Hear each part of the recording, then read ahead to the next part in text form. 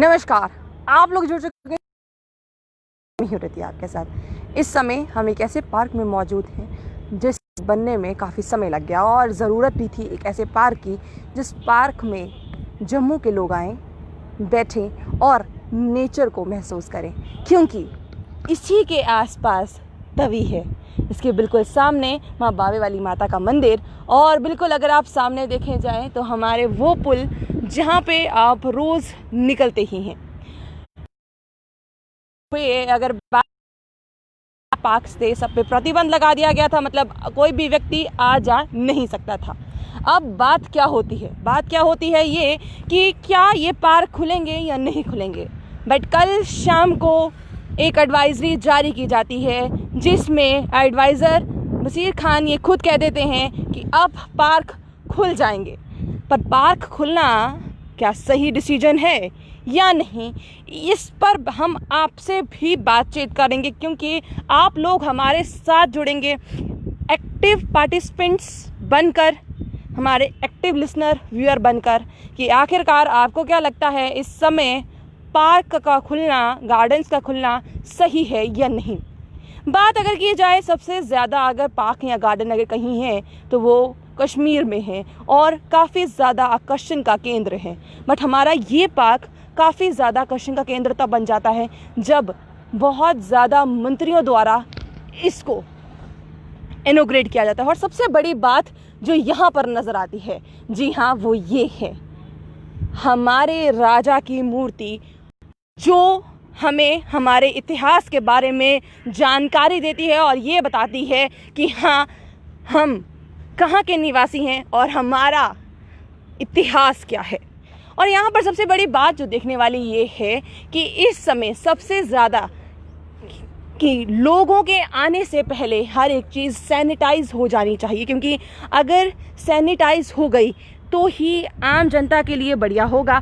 पर सबसे बड़ी बात यह है कि क्या कोई SOP भी बताई गई है, कोई गाइडलाइन बताई गई है कि आखिरकार कौन सी गाइडलाइन के चलते हुए यहाँ पर लोग आएंगे, यहाँ पर बातचीत करेंगे। और सबसे बड़ी बातचीत ये, क्योंकि यहाँ पर अगर बात की जाए JDA द्वारा फूड कोर्ट भी है, जो अगर आप 17 माइल्स में जानते होंगे कि आखिरकार 17 माइल्स बड़ी ब्राह्मणा में है और बड़ी ब्राह्मणा के बिल्कुल आगे जिस तरह से विजयपुर की बात कर रहे हैं वहाँ पर है। और यहाँ पर भी आप देख सकते हैं जम्मू में भी एक फूड कोर्ट बनाया गया था। तो कहीं ना कहीं, और सबसे बड़ी बात जो है बच्चों के लिए पार्क, इस सबको सैनिटाइज करना ज़रूरी है, क्योंकि लोग यहाँ पर आएंगे, उनकी हेल्थ के साथ खिलवाड़ नहीं होना चाहिए। और सबसे बड़ी बात जो अभी तक गाइडलाइंस की बात की जाए, गाइडलाइंस कहती हैं ये आपकी एंट्री वहाँ से नहीं होगी जब तक आपकी थर्मल स्कैनिंग जो है वो प्रॉपर तरीके से ना हो जाए। अगर आपकी थर्मल स्कैनिंग अच्छी तरीके से नहीं होगी या आपका टेम्परेचर ज़्यादा आएगा, आपको यहाँ से अंदर आने की अनुमति नहीं है। लोग अभी घरों से बाहर सिर्फ अपनी सड़कों पर ही सैर करते हुए नज़र आ रहे थे। बट अगर अब की बात करें तो यहाँ पर भी जो है लोग सैर करते हुए नज़र आएंगे। सबसे बड़ी बात दूसरी, आप यहाँ पर आते हैं बिना मास्क के, आपको यहाँ पर आने की अनुमति नहीं दी जाएगी। अभी तक जो हम यहाँ पर खड़े हैं सिर्फ मीडिया ही अलाउड है, यहाँ पर काम चल रहा है। दूसरी ओर अगर बात की जाए, घास को साफ करने का काम चल रहा है। और सबसे बड़ी बात यहाँ पर आप देखेंगे गार्डनर्स सफाई कर रहे हैं। और उस फूड कोर्ट को भी अगर आप ध्यान से देख पाएँ, अगर मेरे कैमरामैन आपको जूम करके दिखा पाएँ, क्योंकि हम भी आगे जाना नहीं चाहते, उनके काम में खलल डालना नहीं चाहते, तो आप यहाँ पर देख सकते हैं कि वो लोग अपना काम लगातार जारी किए हुए हैं, ताकि जब आम जनता यहाँ पर आए उनको किसी भी तरह की कोई भी परेशानी का सामना ना करना पड़े। बट आखिरकार कई लोग ऐसे भी हैं सवालिया निशान खड़ा कर रहे हैं, क्योंकि कोरोना के केसेस लगातार बढ़ते जा रहे हैं।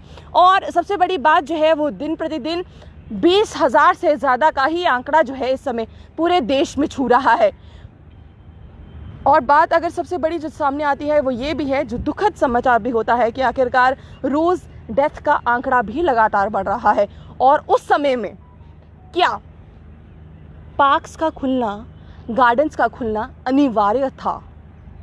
जो सबसे बड़ा सवाल या निशान है। बट इस समय अगर बात की जाए तो कहीं ना कहीं हमें दूसरी ओर ये भी देखना है, क्योंकि अगर कश्मीर की अगर बात करी जाए, जम्मू कश्मीर की अगर बात की जाए, तो हमारी इकनॉमी ही जो है वो टूरिज़्म पे डिपेंड करती थी। और जितने लोग यहाँ पर आएंगे, कहीं ना कहीं अगर बात की जाए तो इकनॉमी जो है वो जम्मू कश्मीर की इंक्रीज़ होगी, क्योंकि यहाँ पर और कोई ऐसा चीज़ नहीं है जिससे जम्मू कश्मीर की इकनॉमी इंक्रीज़ हो। बट हाँ, अगर बात की जाए गार्डन्स के लिए के चलते, क्योंकि यहाँ पर अगर आप कहीं भी, जिस तरह से मेरे कैमरामैन आपको पैन करके दिखाने की कोशिश कर रहे हैं, कहीं भी एक और चले जाएंगे, यहाँ देखने की कोशिश करेंगे, तो यहाँ पर आप देखेंगे कि जो प्रकृति का नज़ारा है वो देखते ही बनता है। क्योंकि एक और जिस तरह से हम आपको बता रहे हैं, सूर्यपुत्री तवी जो है वो बह रही हैं, और क्योंकि ये कहीं ना कहीं हम जम्मू वासियों की आस्था से जुड़ी हुई हैं। वही दूसरी ओर अगर बात की जाए हमारे महाराजा, जिनके लिए हम आज तक प्रोटेस्ट करते आ रहे हैं इस बात के लेके कि इनके बर्थडे पे हमें एक छुट्टी की मांग जो है वो जेन्युइन है, जो हमें मिलनी चाहिए, जो आज तक अभी तक पूरी नहीं हुई है। बट कहीं ना कहीं ये हमारे महाराजा हैं, और इनके साथ, क्योंकि अगर आपको याद होगा पहले भी ये बैरियर नहीं बने थे, मतलब कि लोग यहाँ से ऊपर जाया करते थे, इनके पास जाकर खड़े होकर फ़ोटो खिंचाया करते थे। बट अब के बार ये कह दिया गया है कि यहाँ से अंदर जाना की अनुमति नहीं है। पर सबसे बड़ी बात ये भी होगी कि अभी महाराजा की मूर्ति को भी साफ़ होना बाकी है। नो डाउट कि यहाँ से अंदर कोई नहीं जा पाएगा, बट सैनिटाइज होना तो ज़रूरी है। तो वही चीज़ है कि अभी सैनिटाइजेशन का काम होगा, उसके बाद ही जो है लोगों को यहाँ पर आने की अनुमति जो है वो दी जाएगी। वहीं आपको बता दें कि गेट पर इस तरह से सिक्योरिटी गार्ड मौजूद हैं जो आपको अंदर आने की अभी अनुमति नहीं देंगे। पर सबसे बड़ी बात यह है कि जैसे ही ये बोल दिया जाएगा, मतलब कि आसपास जितना भी एरिया है उसको क्लीन कर दिया जाएगा, सैनिटाइज कर दिया जाएगा, उसके बाद आप लोग यहाँ पर आ सकते हैं, सैर कर सकते हैं, नेचर का अनुभव कर सकते हैं। क्योंकि जम्मू कश्मीर का नेचर देखते ही बनता है, और हम लोग नेचर में ही पले बड़े भी हैं। और जिस तरह से कहते हैं ना, यहाँ पर ही हमारे कई महाराजाओं की अस्थियां बही हैं, और कई जम्मू कश्मीर निवासी और हम भी चाहते हैं कि अगर मृत्यु तो वैसे भी अटल है, और अगर हमारी भी मृत्यु होती है तो हमारी अस्थियां भी इसी नदी में बहाई जाएं, क्योंकि हमारे राजा महाराजाओं ने ये प्रथा चलाई है। क्यों, जब हम अपनी अस्थियां बहाने की बात करते हैं ऐसी सूर्यपुत्री तवी में, तो हम इसको साफ़ क्यों नहीं कर सकते? ये एक सबसे बड़ा सवाल है, क्योंकि अभी भी इसमें कई नाले बहते हैं जिस पर अभी भी किसी ने कार्रवाई नहीं की है। प्रकृति संभालना हमारी जिम्मेदारी है। आप लोग इस तरह से बने रहिए। मुझे और दीपक जी को दीजिए इजाजत। नमस्कार।